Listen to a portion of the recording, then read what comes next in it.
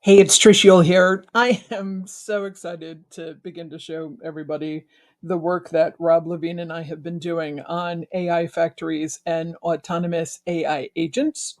And in this video, what I want to introduce you to is an AI factory that Rob has built that's called Deep Thought. And so Deep Thought's name is an homage to Douglas Adams and to Hitchhiker's Guide to the Galaxy.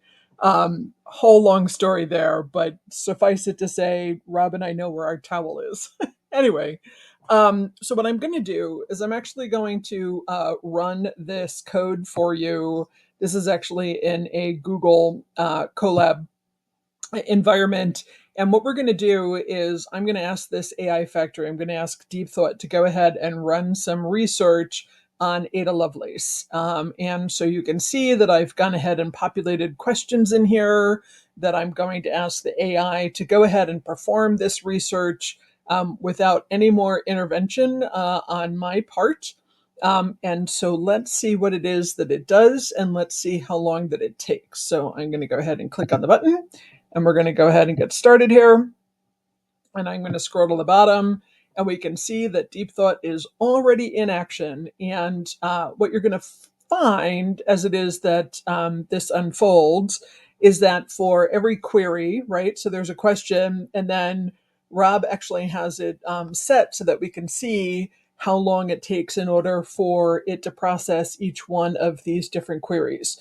And a query could be anything. In this particular case, it's individual questions about Ada Lovelace, and actually what was the influence of what was happening with modernization of textiles at the time that actually heavily influenced her work in computer programming.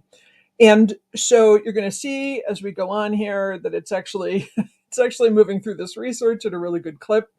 What large language model are we using? We're actually running this through Groq. That's Groq with a Q, not Groq with a K. And I believe in this particular case, we're using Llama 3. But you can select a different model. You can select whatever model you want. Actually, not only just with this AI factory, but anytime you're running Deep Thought, you can change the production line, if you will. Not only the different queries or questions or the different types of queries that you might want to do, but you can also change the formatting of the output. You can change what AI model that you want to use, or AI models as the case may be. And you can see that as it's running, it's actually creating, it's actually storing everything in this little file over here. So if I go ahead and open up, we can actually see the information that it's appending to the file as it goes. And you can see that it's also recording the seconds that are happening in here too. So all kinds of cool little stuff. And we can see that it finished processing, and it took all of 1 minute in order to be able to do. Okay, so here's the big thing. Outside of the development costs of being able to stand up code in the first place and actually be able to develop this particular notebook and put this factory together, how much does it cost to run? Zero.